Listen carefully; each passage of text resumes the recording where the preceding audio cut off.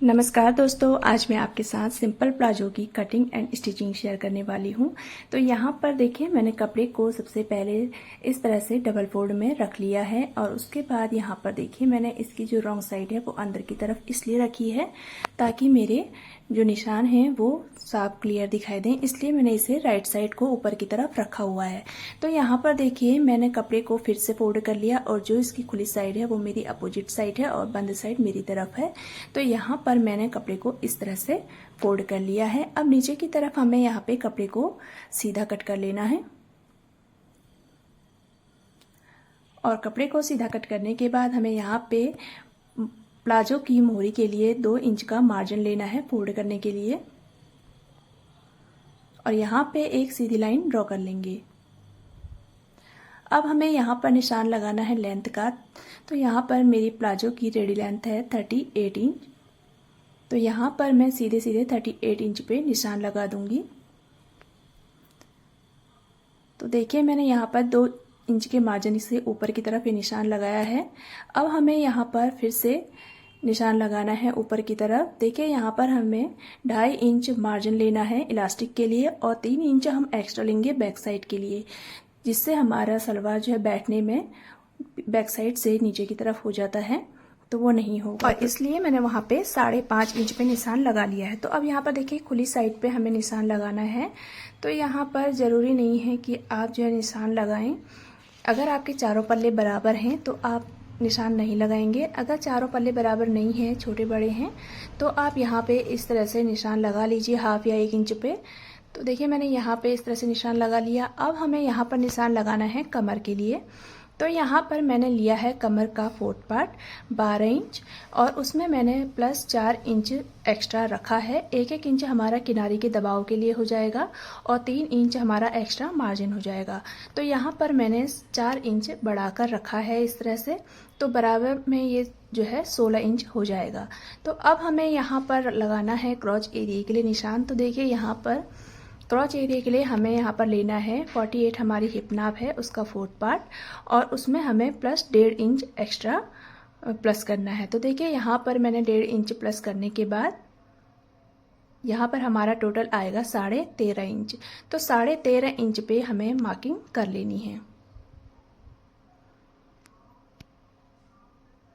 यहाँ पर क्रॉच एरिया के लिए मैंने 13.5 इंच पे निशान लगा लिया है। आगे की तरफ 2.5 इंच पे निशान लगा लेंगे और उससे आगे आप देखिए करीब 1 इंच कपड़ा बच रहा है एक्स्ट्रा, तो इसे भी हमें रख लेना है।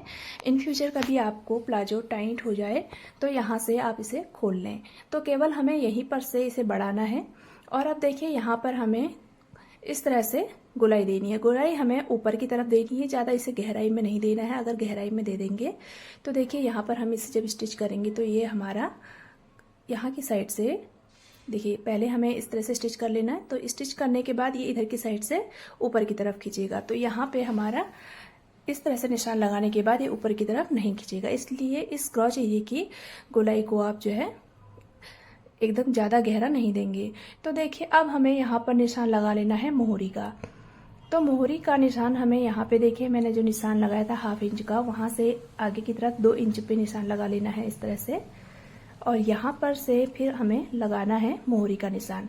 तो मोहरी का निशान यहाँ पे है मेरी 22 इंच की मोहरी है, तो मैंने उसको 2 भागों में डिवाइड कर लिया, तो वो हो गया 11 इंच।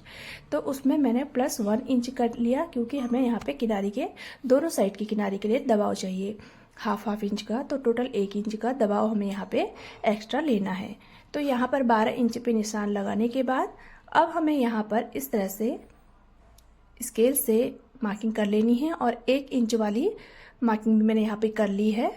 अब हमें इसकी कटिंग कर लेनी है। तो देखिए जब हम इसकी कटिंग करेंगे तो हम यहाँ पे 1 इंच वाली मार्किंग जो मैंने लगाई थी वहाँ पे करेंगे और जब स्टिच करेंगे तो हमें यहाँ पे जो मैंने 2.5 इंच पे निशान लगाया है वहीं तक करेंगे। तो अब हम यहाँ पे भी एक निशान इस तरह से लगा लेते हैं।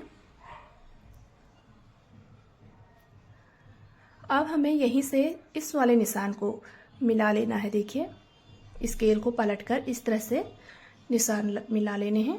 अब यहाँ पे हमारा ये निशान लग चुका है। अब हम ऊपर की तरफ यहाँ निशान लगाएंगे। तो देखिए यहाँ पे हमें सबसे पहले जो हमारा इलास्टिक का मार्जिन है वो ले लेना है 2.5 इंच। तो इस तरह से हमें दोनों साइड पे 2.5 इंच पे निशान लगाना है और इन दोनों को मिला लेना है। यह हमारा इलास्टिक के लिए मार्जिन है। अब हमें ऊपर की तरफ फिर से 3 इंच पे जो मैंने पूरा रखा है यहाँ पे 3 इंच पीछे बैक साइड के लिए उस पे निशान लगाना है सीधे सीधे इस तरह से। अब इस निशान को हमें 2.5 इंच वाले निशान से मिलाना है। तो देखिए यहाँ पर मैं स्केल से इस तरह से इस निशान को मिला दूंगी। तो यहाँ पर देखिए हमारा निशान मिल चुका है और इस तरह से यहाँ पे मार्किंग हो चुकी है। अब हम जब इसकी कटिंग करेंगे तो वो भी मैं आपको दिखाऊंगी।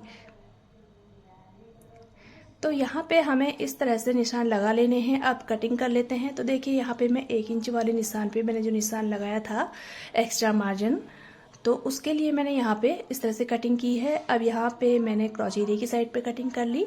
तो अब यहाँ से हमें सीधे पहले इस वाले निशान को कट कर लेना है। तो देखिए मैंने यहाँ पे जो 3 इंच ऊपर की तरफ निशान लगाया था वहाँ पे कटिंग कर ली है। इस तरह से कटिंग करने के बाद अब हमें ऊपर की तरफ के 2 पल्ले उठाने हैं। देखिए ऊपर के 2 पल्ले इस तरह से उठा लिए। अब यहाँ पर जो 2.5 इंच पे निशान लगाया था उसे कट कर लेना है। देखिए इस तरह से। तो यहाँ पर इस तरह से कटिंग कर ली है। तो अब ये 2 पल्ले हमारे फ्रंट साइड के हो जाएंगे और जो नीचे वाले पल्ले हैं वो हमारे बैक साइड के। तो इस तरह से हमारी कटिंग यहाँ पे हो गई है। अब हमें यहाँ पे किनारे वाली कटिंग कर लेनी है। देखिए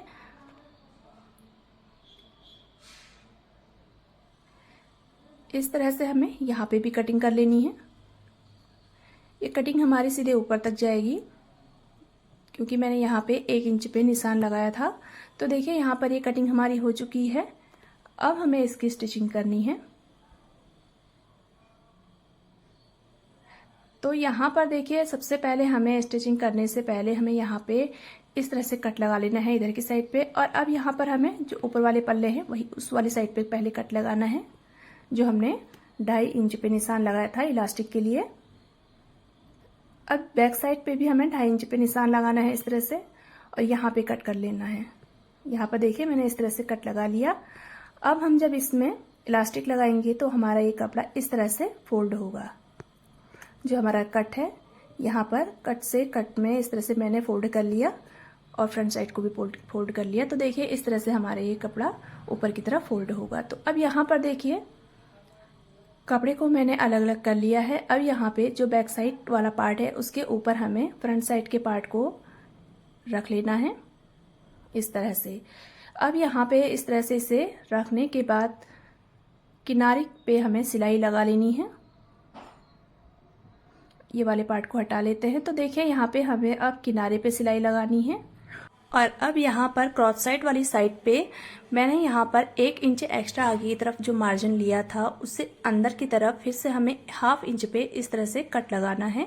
तो देखिए मैं यहाँ पर पहले इस तरह से कट लगा रही हूँ। अब इस कट को हमें दोनों ही पार्ट पर लगा लेना है इस तरह से। अब यहीं पर हमें इस तरह से शेपर पट्टी से शेप दे देना है। अब हमें यहाँ पर देखिए जो हमारी प्लाजो की थाइस नाप थी वो थी हमारी यहाँ पे 28 इंच। तो यहाँ पर 28 से करीब 4 से 5 इंच एक्स्ट्रा हमारा यहाँ पर आया है। लगभग हमारा यहाँ पर आया है 3 से 4 इंच एक्स्ट्रा आया है। तो ये हमारा सही है बिल्कुल। ये हमारी जो है थाइस पे टाइट नहीं होगी। तो अब यहाँ पर हमें इधर की साइड पे भी सिलाई लगा लेनी है। तो देखिए मैंने दोनों साइड पे इस तरह से सिलाई लगा ली है। अब हमें नीचे की तरफ से कपड़े को फोल्ड कर लेना है। तो देखिए मैंने यहाँ पे दोनों साइड इसकी बंद कर ली हैं।